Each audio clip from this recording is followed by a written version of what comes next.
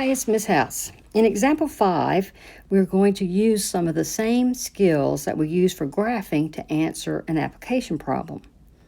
The productivity rating of an individual worker is based on the number of tasks accomplished, mistakes made, and responsiveness to difficulties encountered.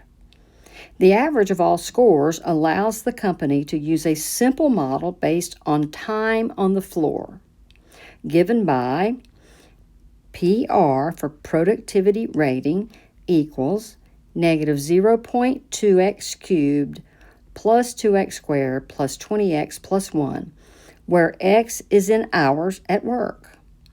Where are worker scores the highest? So in other words, we need to find the maximum of this. So using some of the same things, the first thing we need to do is find the first derivative.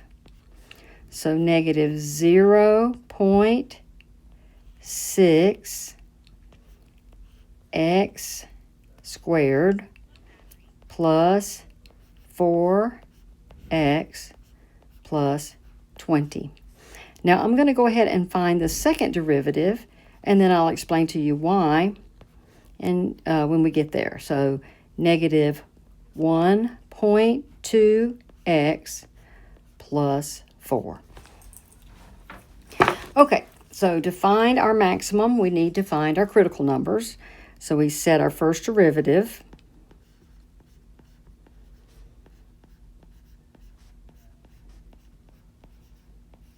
Equal to 0.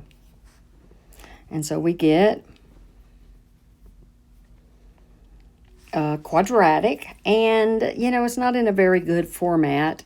I want to move those decimals, or move that decimal, so let's do that first. So I want to move, if I move 1, I've got to move them all, and so I get that. I get negative 6x squared plus 40x plus 200 equals 0. Now I'm going to factor this. So I'm going to take out a negative 2. So that's 3x squared plus 20x. No, minus 20x, I'm sorry. Got to watch our signs. Minus 20x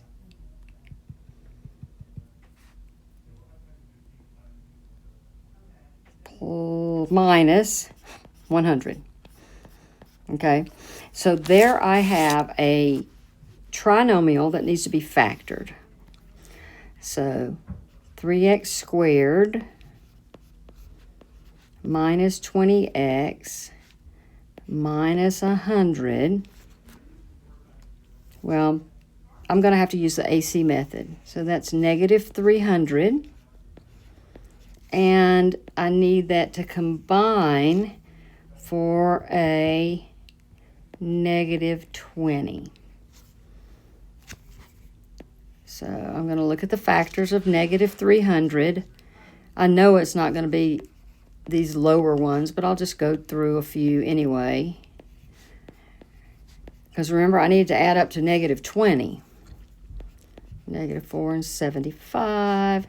Negative 5 and 60. Negative 6 and 50.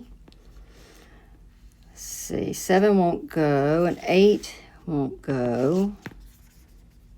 9 won't go.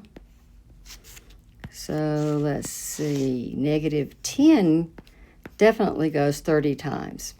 And so that's the one that one gives me positive 20. I need negative 20, so it's going to be 10 and negative 30. So I'm going to take my 3x squared, and I'm going to write plus 10x minus 30x minus 100 equals 0. Now, I could have put those in either order, okay? But as long as it combines to negative 20. I also could use the quadratic formula here, but, factoring generally tends to be a little bit easier than that evaluating and simplifying the quadratic formula.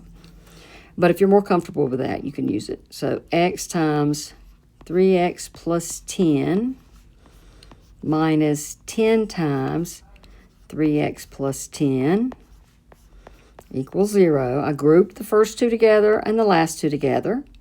Okay, and now they have a common factor of 3x plus 10 and x minus 10. So 3x plus 10 equals 0. Gives me 3x is negative 10, x is negative 10 thirds. This is nonsense for time. Time, not negative. So our possibility is this x minus 10 equals 0.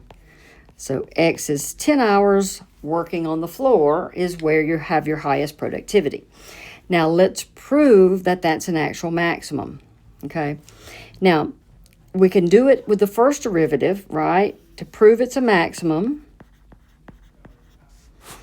we would need it to have a first derivative that's greater than 0, in other words, a function that's rising, followed by f prime of x less than 0.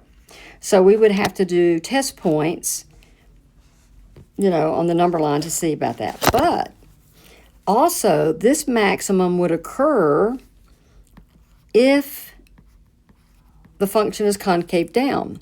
So what I can do is I can double check to make sure the second derivative is negative at the critical number. Okay, there is a maximum. So instead of putting it into the original one, instead of testing twice on the left and the right of that critical number, all I have to do is put that 10 into the second derivative,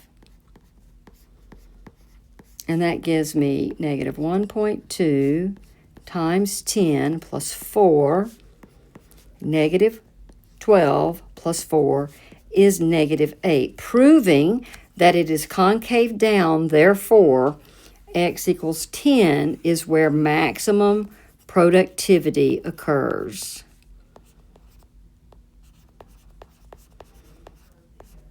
That's when they've been on the floor for 10 hours, is when the maximum productivity occurs.